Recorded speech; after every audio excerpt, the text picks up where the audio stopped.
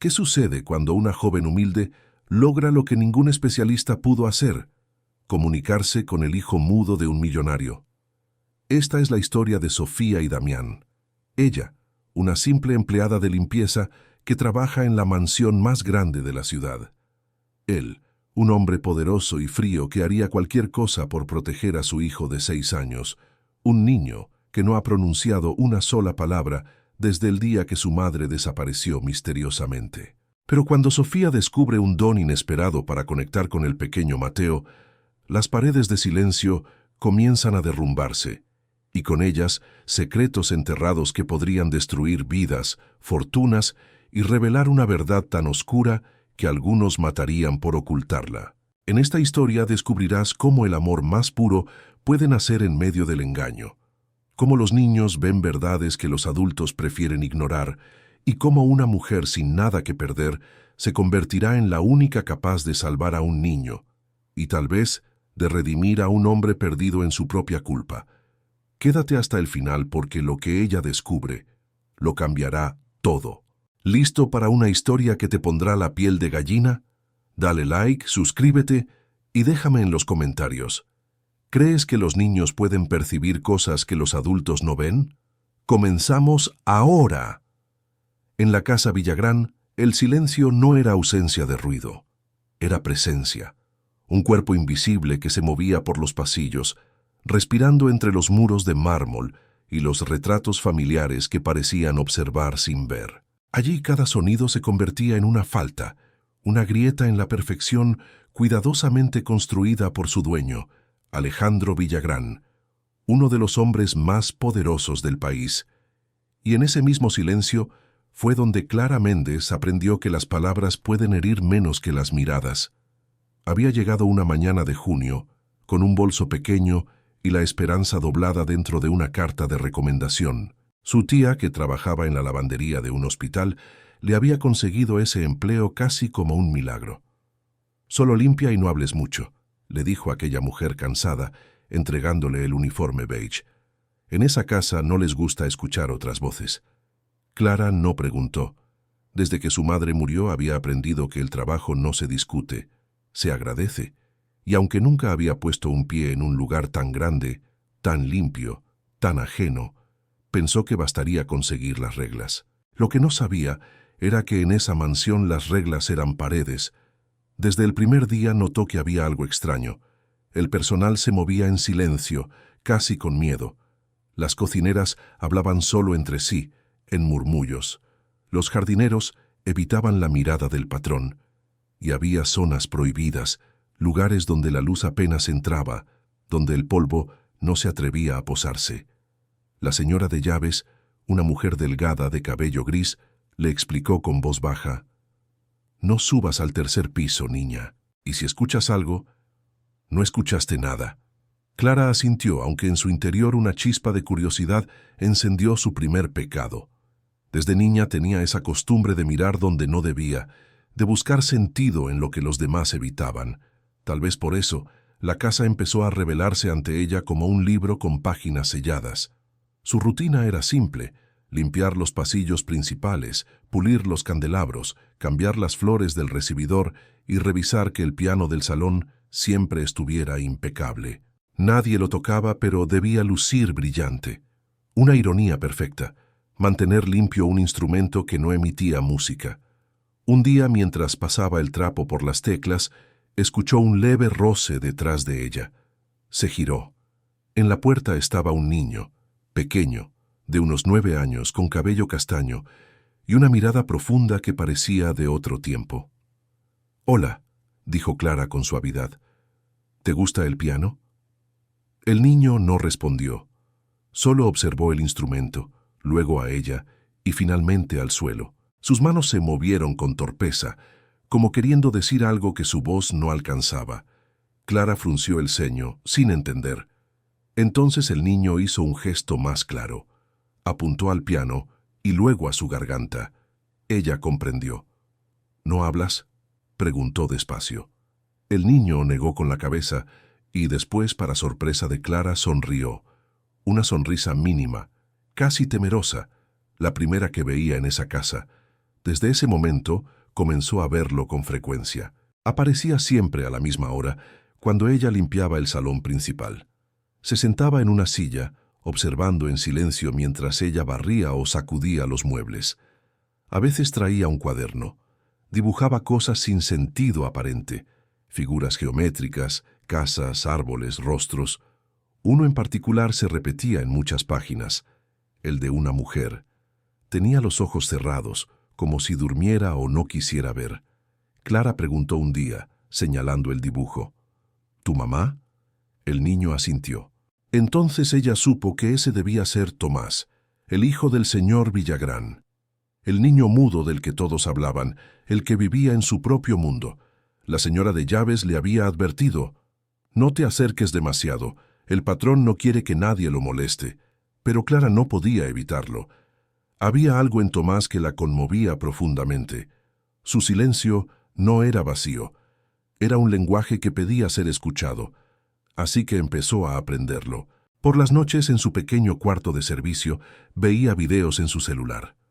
Lenguaje de señas básico, gestos, expresiones. Las manos se le cansaban, pero seguía practicando. Y una tarde, cuando Tomás entró al salón, ella lo saludó con un gesto nuevo. «Hola». El niño se detuvo sorprendido. Sus ojos se abrieron con asombro, y después, con timidez, respondió: «Amigo». Ese día, el silencio cambió de forma. Dejó de ser un muro y se volvió puente. Clara empezó a comprenderlo. Descubrió que Tomás era curioso, observador, y que poseía una memoria prodigiosa. Le gustaban los libros de mapas y los relojes antiguos, y aunque no hablaba, su forma de mirar contenía más palabras que muchas bocas ruidosas. A veces, mientras Clara limpiaba, él dibujaba cosas que parecían mensajes cifrados. Un lago, un árbol, una casa partida por la mitad. Cuando ella le preguntaba, él solo señalaba hacia el piso de arriba, hacia la puerta del despacho de su padre, la misma puerta que todos evitaban. Una tarde el señor Villagrán regresó de un viaje. Clara lo vio por primera vez en persona, alto, impecablemente vestido, con ese aire de autoridad que no necesita elevar la voz para imponer miedo. Su sola presencia parecía alterar la temperatura de la casa. Los empleados se movían más rápido, con las cabezas bajas, y Tomás desapareció. Durante 2 días completos, Clara no lo vio, ni en el jardín, ni en el salón, ni junto al piano. Preguntó discretamente, pero nadie sabía o quería responder. Hasta que al tercer día lo encontró en la biblioteca, sentado en el suelo con su cuaderno abierto. Tenía los ojos rojos. Clara se arrodilló frente a él. «¿Estás bien?», susurró. El niño no respondió. Solo escribió en una hoja: «No puedo dibujar hoy». Clara sintió que el aire se volvía espeso. En la mesa, junto al cuaderno, había una fotografía caída. Mostraba a una mujer joven con un vestido blanco, abrazando a un bebé. Detrás una sombra borrosa. Clara giró la foto y leyó una fecha: 2016.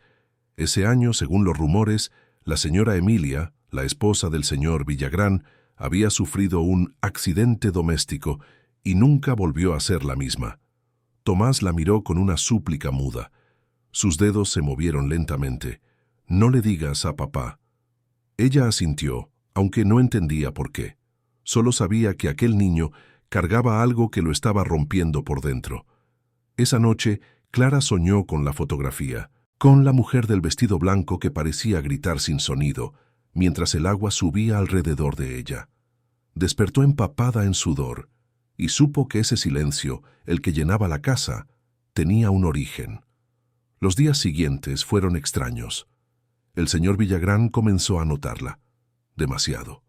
A veces aparecía en el salón cuando ella limpiaba. Preguntaba cosas triviales. «¿Hace cuánto trabaja aquí? ¿De qué pueblo viene?». Su voz era amable, pero sus ojos no. La observaban como quien mide una amenaza. Clara respondía lo mínimo, evitando cualquier error. Una tarde, mientras ella limpiaba el estudio, escuchó un sonido leve, un clic metálico. La puerta del despacho prohibido se había abierto. Sintió el impulso de mirar, y lo hizo. Dentro, el aire olía a madera y whisky. Las paredes estaban cubiertas de diplomas, trofeos y fotos familiares enmarcadas. En todas, la sonrisa del señor Villagrán era la misma, perfecta y vacía. Pero una de las fotos estaba boca abajo. Clara la levantó. Era la misma imagen que había visto en el cuaderno de Tomás. Un escalofrío le recorrió el cuerpo. Entonces escuchó una voz detrás de ella. «¿Qué hace aquí?» Era él. Clara se volvió con el corazón en la garganta. «Yo pensé que debía limpiar, señor», balbuceó. «Esa habitación no necesita limpieza», respondió con frialdad, «y menos de alguien que no sabe cuándo detenerse».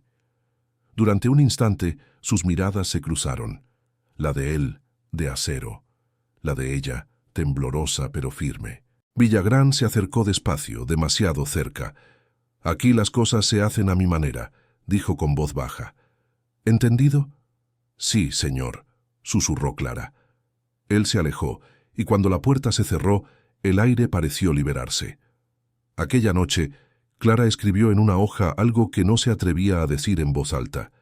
«Si el silencio tiene un precio, alguien en esta casa lo está pagando». El sábado por la tarde, la señora Emilia regresó. Clara apenas la había visto antes, pero su presencia alteró el ritmo de la casa. Era una mujer hermosa, aunque su belleza parecía hecha de cristal, frágil, quebradiza. Hablaba poco, caminaba despacio, y cada vez que miraba a su hijo, los ojos se le llenaban de lágrimas que no dejaba caer. En el comedor, mientras el niño comía en silencio, Clara observó de lejos cómo la madre evitaba su mirada. Había amor en ella, sí, pero también algo más. Culpa. Esa noche, cuando todos dormían, Clara subió al salón. El piano, como siempre, la esperaba. Presionó una tecla. El sonido vibró en la penumbra, suave, quebrado, y desde el corredor apareció Tomás. Llevaba su cuaderno. Se acercó despacio, abrió una página nueva y dibujó 3 figuras, un hombre, una mujer y un niño entre ellos. Luego, con su mano temblorosa, tachó la figura del hombre. Clara lo miró con el corazón encogido. «¿Qué te hizo, Tomás?» Él no respondió, pero sus manos hablaron. «Me quitó la voz». Entonces ella comprendió. El silencio del niño no era un accidente, era una defensa, una prisión que él mismo había construido para sobrevivir. Al día siguiente, el señor Villagrán la llamó a su despacho. Clara entró con el alma hecha nudo. Él estaba junto a la ventana, mirando la ciudad con aire de rey cansado. «He notado que se lleva bien con mi hijo», dijo sin mirarla. «Solo intento que esté tranquilo, señor», respondió ella. «Eso está bien, pero hay límites, señorita Méndez. No quiero que se involucre más de lo necesario». Su tono era suave, pero cada palabra pesaba. Clara asintió, aunque en su interior una resistencia crecía. Cuando salió, lo vio. Tomás estaba en el pasillo, escuchando. Sus ojos se llenaron de lágrimas. Corrió hacia ella y la abrazó. Fue la primera vez que lo hizo, y en ese gesto mudo, Clara sintió un juramento. No lo dejaría solo. Mientras lo estrechaba, comprendió algo que la estremeció. A veces el amor nace no del deseo, sino de la compasión. Y esa compasión puede ser lo más peligroso del mundo cuando se enfrenta al poder. El eco del piano resonó en su mente esa noche. Una nota sola, sostenida, que parecía prometer que el silencio pronto iba a romperse. Pero no sabía aún a qué precio el amanecer se filtraba tímido entre las cortinas de la mansión Villagrán. La luz era tan suave que parecía pedir permiso para entrar, como si hasta el sol supiera que aquel lugar no toleraba irrupciones. Clara se despertó antes de que sonara el reloj. No había dormido bien. Las palabras mudas de Tomás, «me quitó la voz», resonaban como un eco sin fin en su cabeza. Mientras se ponía el uniforme, pensó en el niño, en su silencio y en esa mirada de miedo que no pertenecía a un niño de 9 años. Algo dentro de ella sabía que si se quedaba callada sería cómplice de lo mismo que lo mantenía prisionero. Bajó a la cocina en busca de café. El ambiente olía a pan recién horneado y desconfianza. Las otras empleadas hablaban en murmullos, se callaban cuando Clara entraba. Desde que el patrón la había visto salir del despacho días atrás, algo había cambiado. Los ojos de todos parecían seguirla, como si supieran que estaba caminando sobre hielo fino. «No te conviene meterte en lo que no es tuyo», le dijo una de las cocineras sin levantar la vista. Clara no respondió. Sabía que en esa casa las advertencias llegaban disfrazadas de consejos. A media mañana, mientras limpiaba el salón, escuchó pasos suaves detrás de ella. Tomás. Traía su cuaderno, pero esta vez no lo abrió. Solo se acercó, tomó un trozo de papel del escritorio y escribió con letra temblorosa: «Ella llora cuando duerme». «¿Quién?», preguntó Clara. El niño señaló hacia el piso de arriba, la habitación de su madre. Clara lo observó un momento. Sabía que no debía, pero el impulso fue más fuerte. Tomó su escoba y subió las escaleras lentamente, con Tomás detrás. El pasillo del segundo piso era distinto. El aire olía a medicinas, a flores marchitas. Al fondo, una puerta entreabierta dejaba ver una habitación bañada en penumbra. La señora Emilia estaba sentada junto a la ventana. Su cabello, antes negro, ahora mostraba hebras plateadas que parecían hechas de tristeza. Sostenía una taza con las manos temblorosas y miraba hacia el jardín sin realmente ver. Clara iba a retroceder, pero la mujer habló, con voz baja y quebrada. «Eres la nueva chica de limpieza, ¿verdad?» «Sí, señora. No quería molestarla». «No molestas, nadie lo hace, aquí». La mujer giró lentamente la cabeza. «¿Cómo se llama?» «Clara». «Clara. Un nombre hermoso». La sonrisa que siguió fue débil, como un reflejo aprendido. «¿Has visto a mi hijo?» «Sí, señora. Está abajo. Está bien». «¿Bien?», repitió Emilia, como si la palabra le resultara extraña. «Qué curioso. Aquí todos dicen estar bien, pero nadie lo está». El silencio que siguió fue tan espeso que Clara tuvo que contener la respiración. Emilia bajó la mirada hacia sus manos. Tenía un pequeño vendaje en una muñeca. «¿Se lastimó?», preguntó Clara con cuidado. «No», la mujer dudó. «A veces me olvido de lo que hago, y a veces preferiría no recordar nada». Clara no supo qué responder. Emilia alzó la vista hacia ella, y por un instante su expresión cambió. Ya no era la mujer quebrada, sino alguien que veía más de lo que debía. «Él te teme, ¿verdad?», susurró. «¿Perdón?» «Mi hijo. Te teme, pero también te busca». «No creo que me tema, señora». «Entonces eres distinta». Emilia suspiró. «Todos aquí caminan como si una sombra los persiguiera. Pero tú todavía miras con luz». Las palabras la desarmaron. Clara iba a responder, pero en ese momento la puerta se abrió de golpe. El señor Villagrán entró. «Emilia, te dije que debías descansar». Su voz era calma, pero en ella vibraba una orden. «Solo hablábamos», murmuró ella. «¿Y tú?», dijo mirándola a Clara. «¿Quién te autorizó a estar aquí?». Clara bajó la cabeza. «Solo vine a llevar las sábanas limpias, señor». «Déjalas y sal».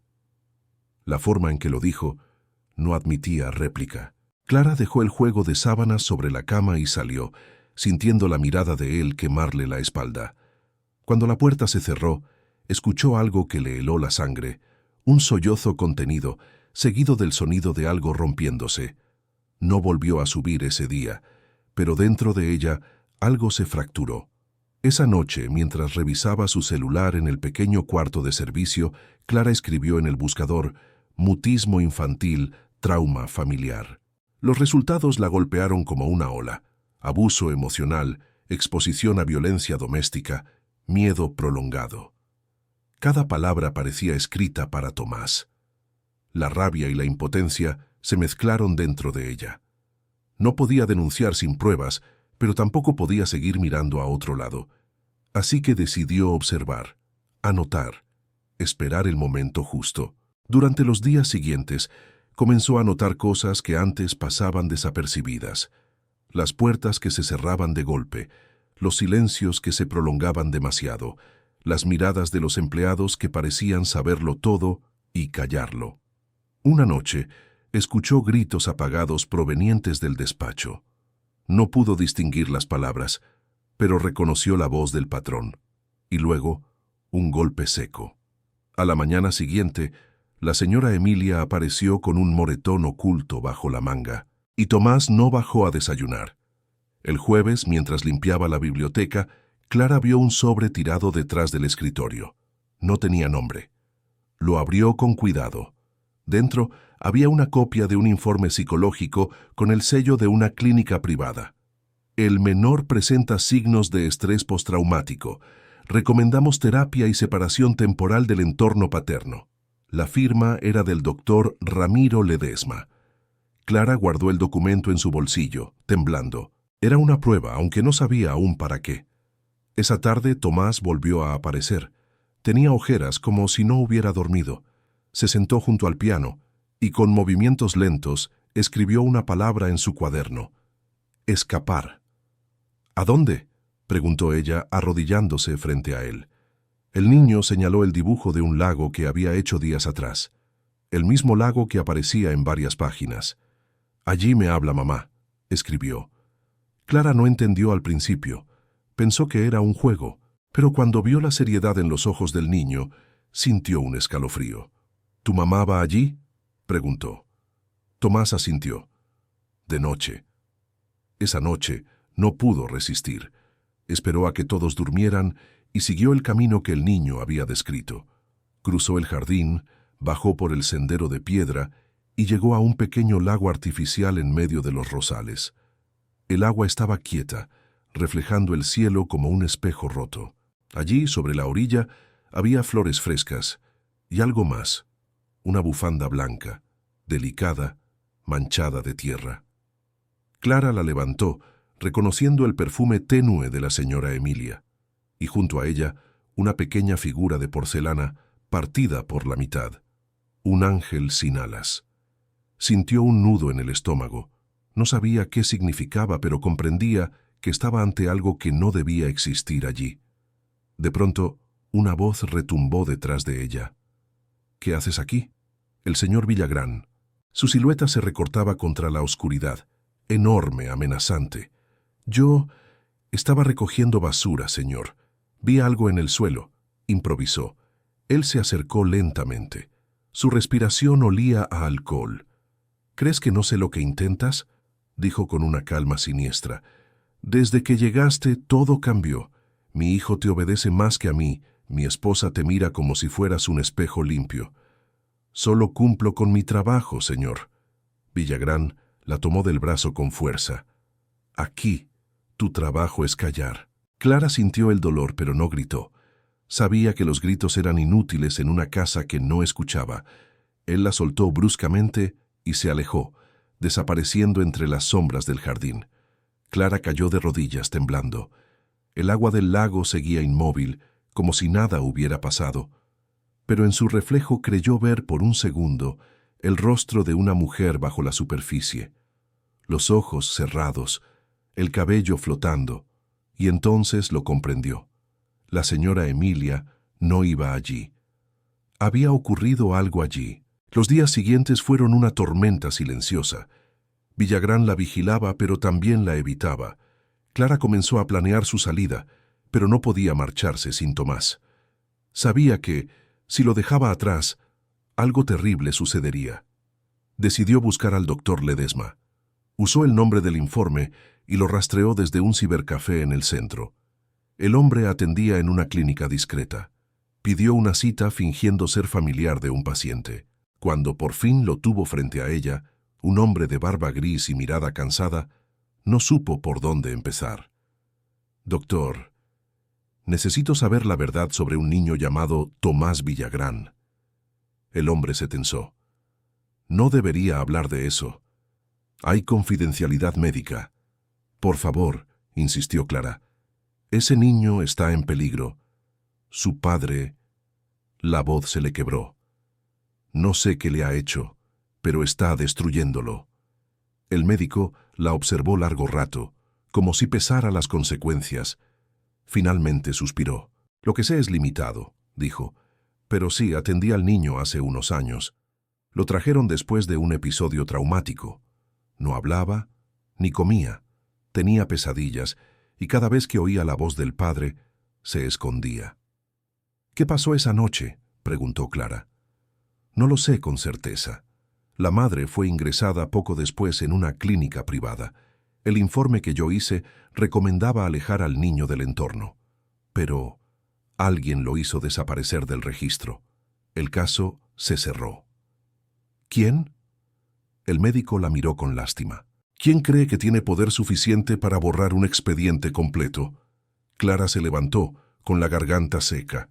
Afuera, el cielo estaba cubierto. El aire olía a tormenta. Sabía que ya no podía detenerse. Esa noche volvió a la mansión. El ambiente era pesado, eléctrico. En el pasillo la señora de llaves la detuvo. «No subas, niña. El patrón está de mal humor. Tengo que ver a Tomás». «No está. Se lo llevó hace una hora. Dijo que pasarían la noche en su club de campo». Clara sintió que el piso se le hundía. Sabía que mentía. Lo había visto salir solo. Esperó, y cuando todos durmieron, subió al despacho. Buscó entre los cajones, desesperada, hasta que encontró una caja pequeña de madera. Dentro había papeles viejos, cartas y una cinta de video. En la etiqueta una fecha, 15 de marzo de 2016. Encendió el reproductor. La imagen tembló. Apareció el lago. Luego, una mujer corriendo, Emilia, gritando algo inaudible. Detrás, la figura del señor Villagrán sujetándola del brazo. Un forcejeo, un empujón, un grito ahogado. El agua. Y luego, el llanto de un niño. Clara se cubrió la boca para no gritar. La grabación se detuvo. El silencio llenó la habitación como un animal vivo. En ese momento la puerta se abrió. El patrón estaba ahí, con los ojos inyectados de furia. «Te dije que no subieras», dijo. Clara retrocedió, temblando. «Usted la mató», susurró. Él dio un paso hacia ella. «Fue un accidente». La empujó. «¡Cállate!», rugió y la tomó del brazo. Clara forcejeó, logró soltarse y corrió hacia las escaleras. Él la siguió, gritando su nombre. Pero antes de alcanzarla, una voz los detuvo. Una voz pequeña, temblorosa. «¡Papá!». Villagrán se congeló, Clara también. Tomás estaba al pie de las escaleras. Había hablado. Sus ojos estaban llenos de lágrimas, pero su voz, aunque débil, era firme. «Yo lo vi», dijo. «Usted la empujó». El silencio que siguió fue absoluto. El hombre retrocedió como si hubiera visto un fantasma. Clara corrió hacia el niño, lo tomó de la mano y juntos bajaron. Detrás de ellos, el millonario cayó de rodillas, murmurando algo incomprensible. Al amanecer, las sirenas rompieron el silencio. Clara había llamado al médico y entregado la grabación. La policía llegó al poco tiempo. Villagrán fue detenido sin resistencia. Cuando lo sacaban esposado, pasó junto a Clara. «Arruinaste mi vida», dijo con voz ronca. Ella lo miró a los ojos. «No, señor, solo la dejé visible». Tomás se abrazó a ella. Por primera vez el silencio que los unía no era de miedo, sino de descanso, y mientras el sol se alzaba sobre la mansión, las grietas del mármol dejaban entrar la luz. El amanecer llegó sin música. Solo un rumor de motores y voces ajenas rompía el aire frío que envolvía la mansión Villagrán. Cintas amarillas cercaban la entrada, policías iban y venían, cámaras buscaban ángulos que vendieran el dolor como noticia. El escándalo había estallado como una bomba. Empresario Alejandro Villagrán, detenido por presunta violencia doméstica y encubrimiento. Clara observaba todo desde el otro lado del portón, con Tomás de la mano. Él apretaba con fuerza, como si aún temiera que el silencio volviera a tragárselo. El sol empezaba a elevarse sobre el jardín, pero la luz parecía cansada. En los noticieros, el rostro del millonario se repetía una y otra vez. Exitoso, intocable, ahora reducido a un hombre esposado. Clara no sentía alivio. Sentía vacío. Había hecho lo correcto, lo sabía, pero la justicia rara vez deja limpio a quien la busca. Por dentro, llevaba el peso de todas las voces calladas que esa casa había escondido. El inspector se le acercó con un cuaderno en la mano. «Señorita Méndez, Necesitamos que ratifique la denuncia y entregue la grabación original. Ya lo hice, respondió con voz apagada. Lo sé, pero prepárese. El abogado de Villagrán es el mejor del país. Esto apenas comienza. Tomás la miró confundido. Ella se agachó y le sonrió con ternura. No te preocupes, dijo en voz baja. Todo va a estar bien. Pero no estaba segura de creerlo. Fueron días interminables. La policía, los periodistas, los interrogatorios. Cada pregunta reabría heridas. Clara tuvo que repetir una y otra vez lo que había visto, lo que había escuchado, lo que había sentido. Las autoridades confirmaron que la grabación era auténtica. El cuerpo de la señora Emilia fue exhumado y los peritos declararon que su muerte no había sido un accidente. Había señales de forcejeo. Todo apuntaba a él. Y, sin embargo, el dinero puede comprar tiempo, dudas, versiones. El abogado de Villagrán apareció en televisión impecable, con voz grave y mirada calculada. Mi cliente es víctima de una manipulación emocional, una empleada resentida, un niño influenciable. No existe prueba concluyente de homicidio. Clara sintió un nudo en el pecho al oírlo. Había entregado su alma por la verdad, y ahora la convertían en una mentira conveniente. Esa noche, mientras preparaba la cena en el pequeño departamento que la municipalidad le había asignado temporalmente, encendió el televisor. Una periodista hablaba del caso Villagrán como si fuera un espectáculo. Mostraban imágenes de la mansión, del lago, del niño tapándose el rostro.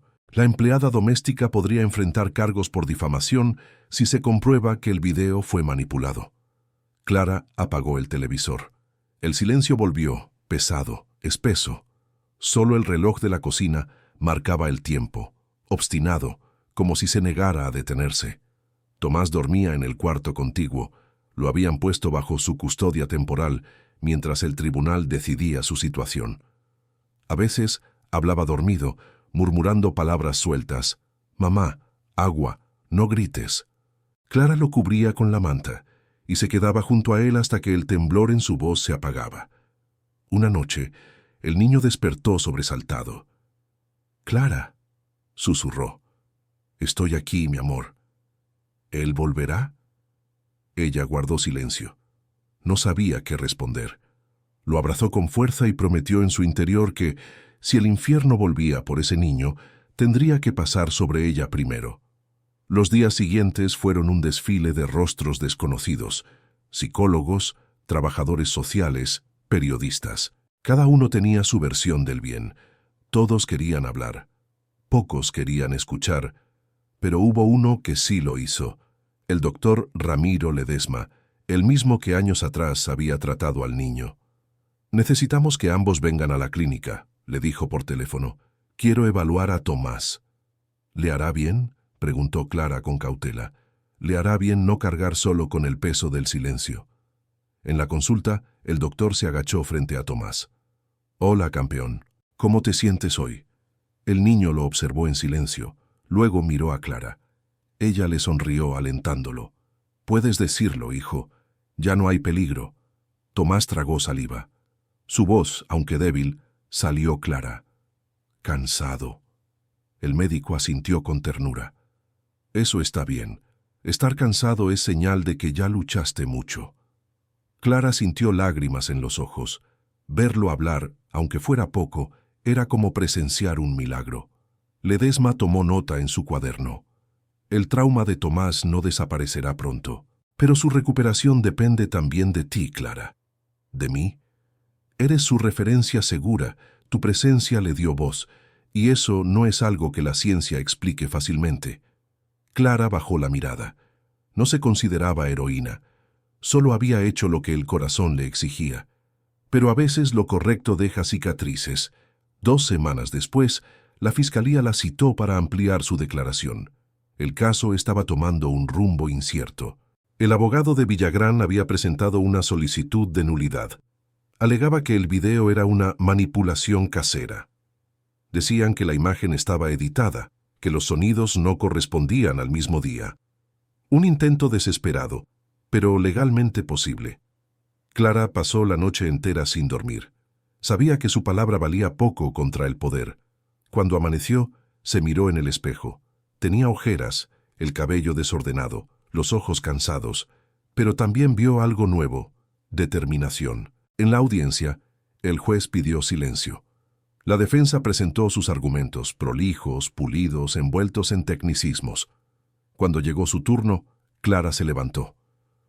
«No soy experta en leyes», dijo con voz firme, «pero sí sé lo que vi. Ese video lo grabó una cámara que estaba en el despacho, la misma que el señor Villagrán usaba para vigilar a su personal. Yo no edité nada, solo mostré la verdad que él quiso ocultar». El abogado intentó interrumpir, pero el juez levantó la mano. «Deje que hable». Clara continuó. «Durante años ese hombre usó el miedo como muro. Yo limpié esos pisos, vi cómo todos bajaban la cabeza al verlo pasar, pero el miedo no borra los hechos. Y este niño», miró a Tomás sentado entre los asistentes, «este niño no necesita pruebas digitales. Él lo vio y lo dijo. Con eso basta». El silencio en la sala fue absoluto. El juez la observó unos segundos y asintió lentamente. «La declaración quedará registrada. Continuaremos con la evaluación pericial del material». Clara regresó a su asiento temblando. Tomás la miró con orgullo, y por primera vez en mucho tiempo se permitió sonreír. El otoño llegó. Las hojas caían sobre las calles y la ciudad parecía cansada. El juicio seguía su curso, lento como todos los juicios. Villagrán, recluido en prisión preventiva, había logrado mantener su nombre en los círculos poderosos. Algunos medios empezaban a hablar de una trampa mediática, otros de una mujer con motivos ocultos. Clara apenas salía. En el mercado la gente la miraba, susurraba: «Ahí va la que hundió al millonario. Seguro buscaba dinero».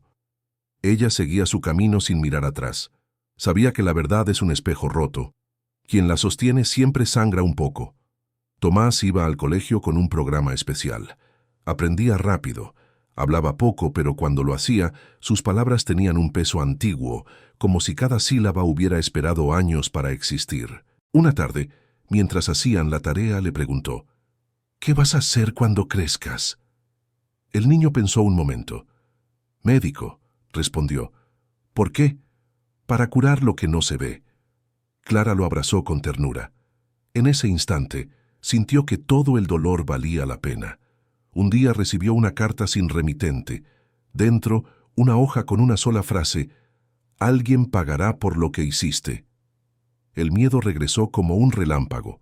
Miró a Tomás, que jugaba con sus lápices en el suelo, ajeno a todo. Guardó la carta en un cajón y fingió tranquilidad. Pero esa noche, al cerrar las cortinas, vio un auto negro estacionado frente al edificio. No se movía, solo estaba ahí, como una sombra con motor. Pasaron 3 días y el coche seguía apareciendo. A distintas horas, en distintas esquinas, Clara comenzó a sentir la respiración del peligro detrás de cada esquina. Sabía que Villagrán tenía aliados, gente dispuesta a proteger su nombre, incluso desde la cárcel.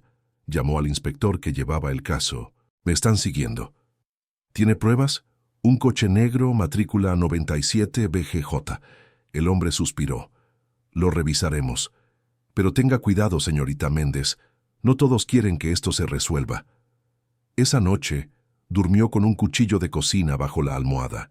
El miedo había vuelto, pero ahora era distinto. Antes temía al silencio, ahora temía que lo rompieran con violencia. Una tarde, al salir del colegio, Tomás no estaba donde debía esperarla. El corazón de Clara se detuvo. Corrió por la calle. Preguntó a los profesores, a los vecinos. Nadie lo había visto salir. La desesperación le cortaba el aire. Entonces sonó su teléfono. Un número desconocido. Respondió temblando.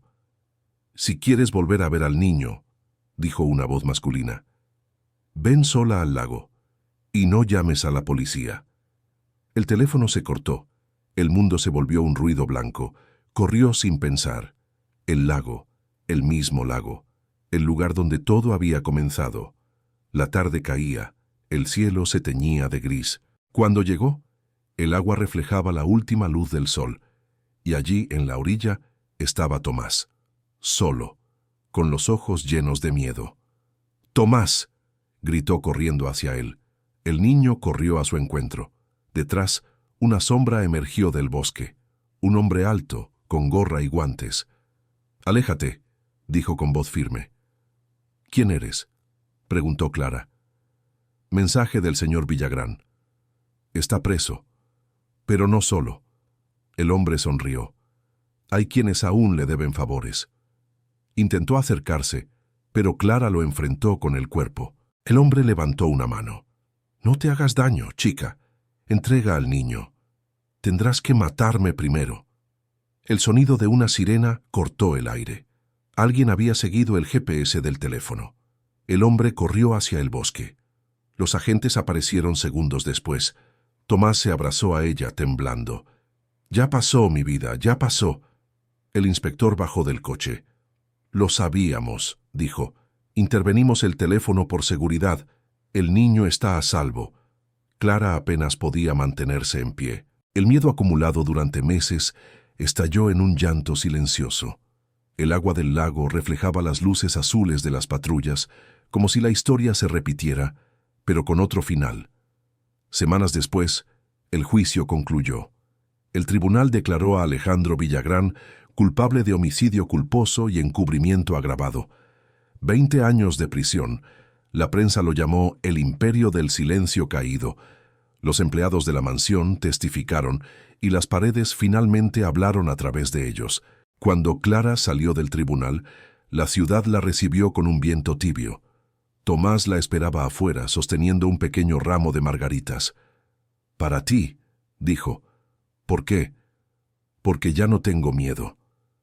Clara lo abrazó con fuerza. Las lágrimas se mezclaron con la sonrisa. El niño había recuperado su voz, y ella, su paz. El lago, ahora cercado y vacío, quedó atrás como un espejo roto, donde el pasado seguía dormido. Clara no volvió a ese lugar. No necesitaba hacerlo. Porque había entendido que no todos los monstruos viven en los sótanos. Algunos viven en las apariencias, y la única forma de vencerlos es no callar. Esa noche, mientras Tomás dormía, Clara escribió en su diario: «La verdad tiene un precio, pero el silencio cuesta el alma». Miró por la ventana. La ciudad brillaba, viva, imperfecta, real, y por primera vez se permitió imaginar un futuro. El reloj marcaba la medianoche. Una nueva vida empezaba. El silencio volvió, pero ya no dolía. Era distinto. No era el silencio del miedo, sino el de la paz recién nacida después de la tormenta. En el pequeño apartamento del barrio San Lucas, la vida había encontrado un ritmo propio. El reloj marcaba las 7, el olor a pan tostado se mezclaba con el de café, y el murmullo de la radio llenaba el espacio con canciones viejas que hablaban de amor y segundas oportunidades. Tomás, con su pijama azul, desayunaba distraído mientras dibujaba. Sus manos, antes tímidas, ahora se movían con libertad. Clara lo observaba desde la cocina, todavía sin acostumbrarse a la normalidad. A veces temía que todo fuera un sueño, una tregua antes del próximo golpe, pero luego lo oía reír, y ese sonido bastaba para recordarle que el infierno había quedado atrás. «¿Qué dibujas hoy?», preguntó sirviéndole jugo. «Un puente», respondió él. «¿Por qué un puente?». El niño levantó la vista y sonrió. «Porque conecta dos lugares que antes estaban lejos». Clara no respondió, solo lo abrazó desde atrás. En ese gesto, entendió que el niño ya no necesitaba salvarse. Ahora aprendía a vivir. Han pasado 6 meses desde el juicio. Villagrán cumple condena en una prisión de seguridad media. Los noticieros ya no hablan del caso. Los escándalos envejecen rápido cuando no venden. Pero para Clara, cada día sigue siendo una reconstrucción. Encontró trabajo en una escuela para niños con necesidades especiales. Allí descubrió que su paciencia era una forma de amor, y que, de alguna manera, la vida la había preparado para eso. La directora, una mujer amable de cabello rizado, le dijo un día: «Tienes don, Clara. Los niños confían en ti». Ella sonrió con humildad. Tal vez porque yo también fui una niña que necesitaba que alguien creyera en ella. Esa noche, al llegar a casa, encontró a Tomás en el balcón, mirando las luces lejanas de la ciudad. Tenía el cuaderno sobre las piernas. Clara se sentó a su lado. «¿Qué haces, amor?» «Escribo una carta». «¿A quién?» «A mamá». Clara sintió el corazón encogerse. «¿Quieres que te ayude?» «No», respondió él. «Solo quiero que sepa que ya no estoy triste». No habló más. Solo escribió unas líneas y luego cerró el cuaderno con cuidado. El viento movía su cabello. Clara lo miró en silencio, sabiendo que en ese instante el niño despedía al fantasma más grande de su vida. Pero el pasado, como las mareas, siempre encuentra forma de volver. Una tarde, al salir de la escuela, Clara recibió una llamada. «Señorita Méndez», dijo una voz desconocida. «Sí, soy yo. Habla la doctora María Campos, psicóloga forense del caso Villagrán.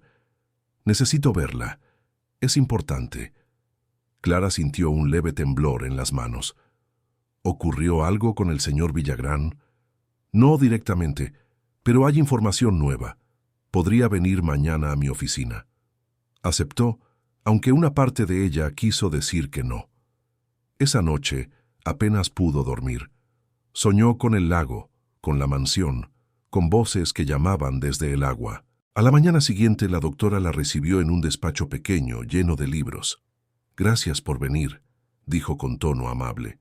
«No quiero alarmarla, pero revisando los archivos encontramos algo inusual». «¿Qué cosa?» Antes de ser detenido, Villagrán firmó un documento notarial. Dejó el nombre de un tutor legal para su hijo en caso de que él fuera privado de libertad. Y la persona que aparece allí es usted. Clara se quedó sin palabras. ¿Yo? Eso es imposible. La firma es suya. No, yo nunca firmé nada. Lo sé, dijo la doctora. Por eso lo menciono. Creemos que lo falsificó. Clara sintió el corazón acelerarse. ¿Con qué fin? No lo sabemos. Tal vez para mantener una conexión legal con usted o para comprometerla en caso de apelación. Necesitaremos que declare nuevamente y firme una denuncia por falsificación. Asintió, pero una sensación amarga se instaló en su pecho. Villagrán, incluso desde la cárcel, seguía encontrando formas de manipular. El control era su modo de existir. Incluso ahora quería mantenerla bajo su sombra. Esa noche, Clara decidió contarle a Tomás. No quería secretos entre ellos. El niño la escuchó en silencio, y cuando terminó, dijo algo que la dejó sin aliento. «Él me escribió». Clara lo miró con incredulidad. «¿Qué?» Tomás asintió y le mostró una carta doblada. La había recibido días atrás, pero no se atrevió a decirlo. Clara la abrió con manos temblorosas. «Hijo, el mundo cree que soy un monstruo, pero todo lo que hice fue protegerte. Tu madre perdió el control. No entiendes todavía lo que vi esa noche. Cuando seas mayor, sabrás la verdad. Tu voz volvió gracias a ella, pero tu sangre es mía, y eso no cambiará». Alejandro Villagrán. Clara sintió una mezcla de rabia y tristeza. «No deberías leer estas cosas, amor». «Quiero entender», dijo el niño. «No hay nada que entender». «Sí lo hay. Si él fue malo, ¿por qué lo extraño a veces?» Clara no supo qué responder. El amor, pensó, no obedece a la lógica. A veces se aferra incluso a quien nos destruyó. Lo abrazó fuerte. «Está bien sentir eso, Tomás. Pero no lo confundas con lo que mereces». Pasaron los meses. El invierno llegó con lluvias largas y noches frías. Clara trabajaba más que nunca, intentando llenar los huecos de su mente. Sin embargo, la carta la perseguía. Las palabras de Villagrán resonaban con un tono que no era del todo mentira. «Cuando seas mayor, sabrás la verdad». ¿Qué verdad? ¿Qué más podía ocultar un hombre que ya lo había perdido todo? Una tarde de sábado, mientras ordenaba una caja de documentos que la doctora Campos le había entregado, encontró algo inesperado. Una carta vieja, sin abrir, dirigida a Alejandro Villagrán. El remitente, Emilia Rojas de Villagrán. La fecha, una semana antes de su muerte. El sobre estaba amarillento. Clara lo abrió con delicadeza. La letra de Emilia era fina, elegante. Alejandro, no puedo seguir viviendo en esta mentira. He guardado silencio por amor, pero el amor ya no me alcanza. Lo que hiciste con aquella mujer y con el niño, no puedo soportarlo. Si algo me pasa, recuerda que las verdades siempre flotan, incluso las que intentas ahogar. Clara leyó la carta una y otra vez. Aquella mujer. ¿Otro secreto? Buscó en la caja algún indicio más. Entre los papeles había fotografías antiguas, recortes, facturas. En una de ellas, Villagrán aparecía con una mujer joven que no era Emilia, y en sus brazos, un bebé. El aire se le cortó. En el reverso, una fecha escrita a mano. 2010. Eso era 6 años antes del nacimiento oficial de Tomás. El niño entró en ese momento al cuarto. ¿Qué haces, Clara? Ella escondió la foto instintivamente. Nada, solo ordeno. Pero su voz temblaba. Esa noche, mientras él dormía, Clara sacó la foto de nuevo. El parecido era innegable. El bebé tenía los mismos ojos que Tomás. Si esa imagen era real, el niño había nacido antes de lo que los registros decían. Y la mujer de la foto, ¿quién era? Al día siguiente, visitó a la doctora Campos. Le mostró la foto. ¿Puede verificar si esta mujer figura en los archivos del caso? La doctora la observó con gravedad. ¿De dónde sacó esto? De los documentos que usted me dio. Curioso, yo no incluí esa caja. Ambas se quedaron en silencio. La doctora tomó la foto, la escaneó en su computadora y buscó en una base de datos. Minutos después, levantó la vista. Se llama Lucía Calderón. Era empleada doméstica de los Villagrán, hasta 2010. Luego, desapareció, sin denuncias, sin registros. Clara sintió un escalofrío. ¿Desapareció? Sí, y hay más. La doctora le mostró otro archivo. En ese mismo año, Emilia viajó al extranjero para un tratamiento de fertilidad. Regresó embarazada de Tomás. Pero según esta foto, el niño ya existía. El silencio se volvió insoportable. Entonces, ¿Tomás es hijo de Lucía? Eso parece. ¿Y qué le pasó a ella? No lo sabemos. Pero si la carta de Emilia dice lo que hiciste con aquella mujer, creo que ya imaginas la respuesta. Clara se llevó las manos al rostro. Todo giraba. El monstruo era más oscuro de lo que pensaba. Esa noche, cuando regresó, Tomás la esperaba en el sofá. ¿Estás bien?, preguntó con voz baja. Ella lo miró y sintió un dolor profundo. ¿Cómo decirle la verdad sin romperlo? Sí, amor, solo cansada. El niño la observó con esos ojos que todo lo entendían. Soñé con ella, dijo. ¿Con quién? Con una mujer que me cantaba una canción. No era mamá, era otra. Tenía una voz suave. Clara contuvo el aliento. ¿Recuerdas la canción? Tomás tarareó una melodía dulce, sencilla, que Clara nunca había escuchado. El corazón se le apretó. La vida tenía una forma cruel de revelar verdades, no con pruebas, sino con memorias. Esa noche no pudo dormir. Se sentó junto a la cama del niño y le acarició el cabello. Tal vez no importa de quién naciste, susurró.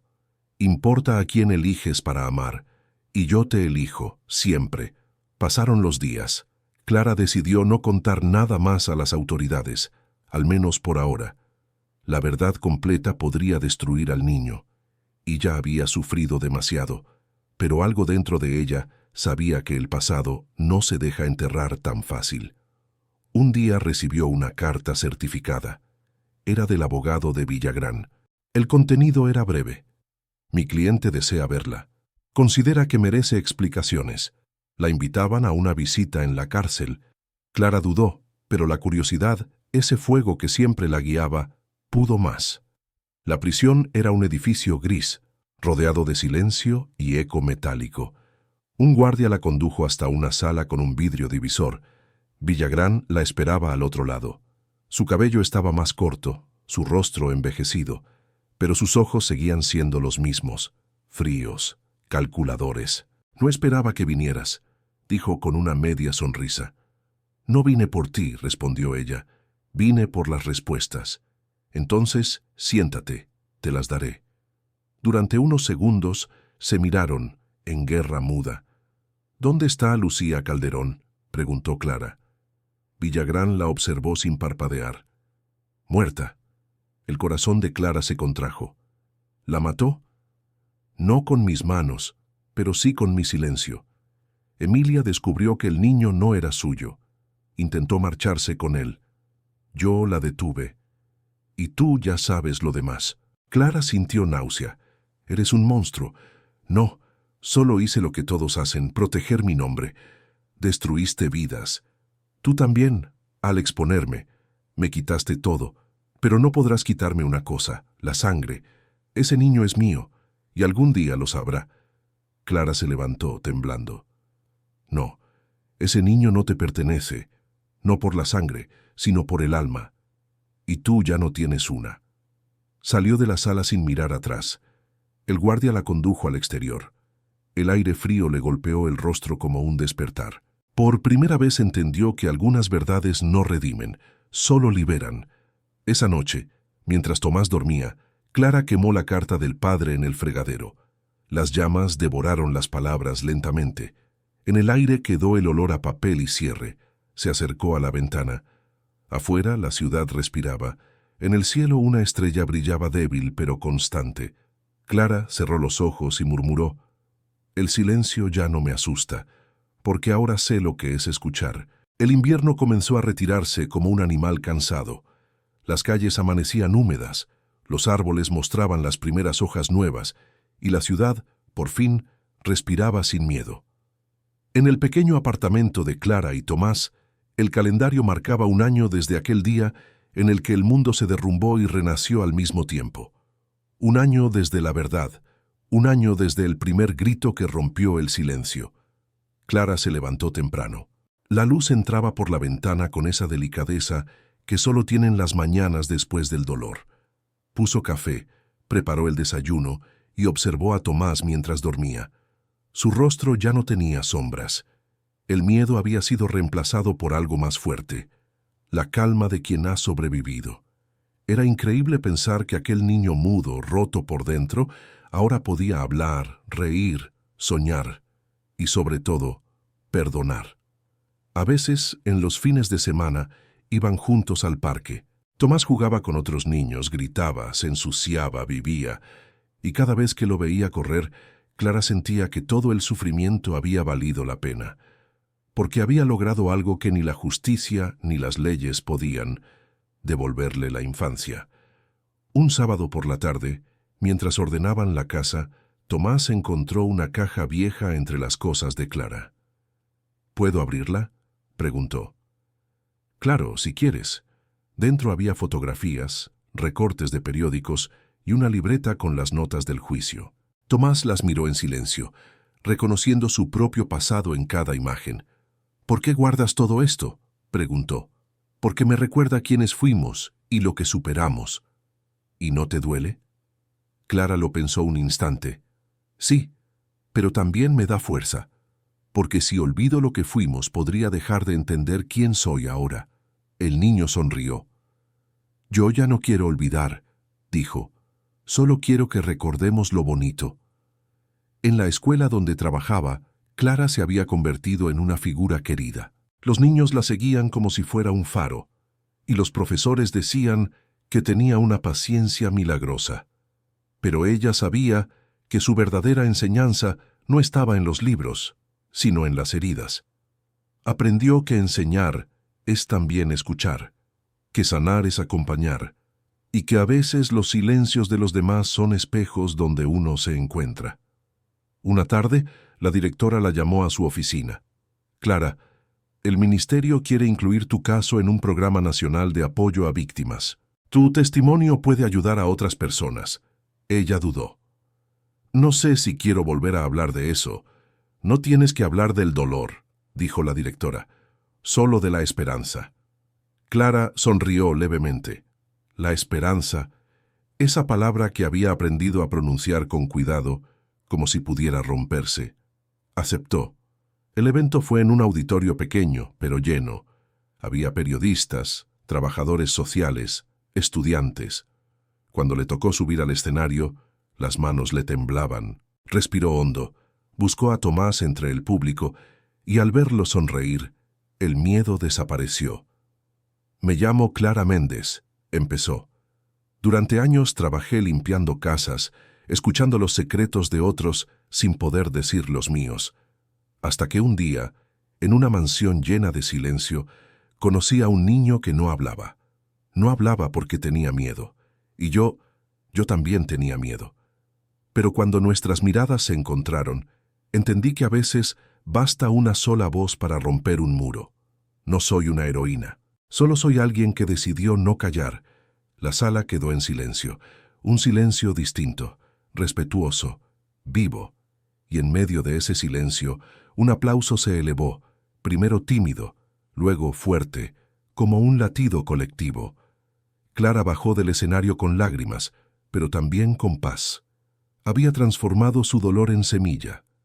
Esa noche, al llegar a casa, encontró una carta debajo de la puerta. Sin remitente. Su corazón se aceleró. Por un segundo, temió que fuera otro eco del pasado. La abrió con cuidado. Dentro, una hoja escrita con letra temblorosa. «Gracias por devolverme lo que mi hijo me quitó. Gracias por no dejarlo convertirse en mí. No espero perdón, pero quería decirte que desde aquí escucho sus risas y por primera vez me alegran. Ave». Clara cerró los ojos. No sabía si la carta era real, si la había escrito Villagrán desde la cárcel o si era una mentira piadosa inventada por el destino. Pero no importaba, porque esas palabras, fueran o no suyas, cerraban el círculo. El silencio finalmente tenía sentido. Pasaron los meses. Tomás crecía y con él el hogar. Las paredes del pequeño apartamento se llenaban de dibujos, de notas, de vida. Una mañana de domingo, el niño le dijo: «Quiero volver a la casa grande». Clara lo miró sorprendida. «¿A la mansión? ¿Por qué?» «Quiero despedirme de mamá y del miedo». El corazón de Clara se apretó, pero asintió. Tal vez era necesario. A veces, para seguir adelante, hay que mirar atrás sin temblar. Fueron juntos. La mansión Villagrán seguía allí, aunque distinta. Las ventanas tapiadas, los jardines marchitos. El tiempo había convertido el lujo en ruina. Entraron por el portón oxidado. El aire olía a polvo y memoria. El eco de sus pasos resonaba como si los fantasmas aún habitaran las paredes. Tomás subió las escaleras lentamente. Clara lo siguió, en silencio. Llegaron al salón principal. El piano seguía allí, cubierto por una sábana blanca. El niño la retiró despacio, revelando el instrumento que había sido testigo de su despertar. Se sentó frente a las teclas. Clara contuvo la respiración. Él presionó una nota, luego otra. El sonido era torpe, desafinado, pero hermoso, porque era suyo, porque, al fin, el silencio de esa casa se convertía en música. «Lo prometí», dijo Tomás. «Cuando hablara, tocaría para ella». Clara lo abrazó. Las lágrimas corrieron sin culpa. En ese instante, comprendió que el pasado no desaparece, se transforma. Y a veces su melodía es lo que nos permite seguir. Cuando salieron, el sol comenzaba a caer. El lago, aquel testigo de dolor, reflejaba ahora una luz dorada. Tomás se acercó a la orilla. Sacó del bolsillo una pequeña figura de porcelana, un ángel sin alas que había guardado todo ese tiempo. «Lo encontré en el jardín aquel día», dijo. «Quiero dejarlo aquí». Clara asintió. «Es donde pertenece». El niño lo colocó sobre la tierra húmeda. Luego cerró los ojos y susurró: «Adiós, mamá». El viento sopló con suavidad, y por un segundo Clara creyó escuchar una voz lejana, dulce, que respondía: «Gracias, mi amor». Esa noche, mientras volvían en el autobús, Tomás se durmió apoyado en su hombro. Clara miró por la ventana. La ciudad se alejaba, brillante, viva.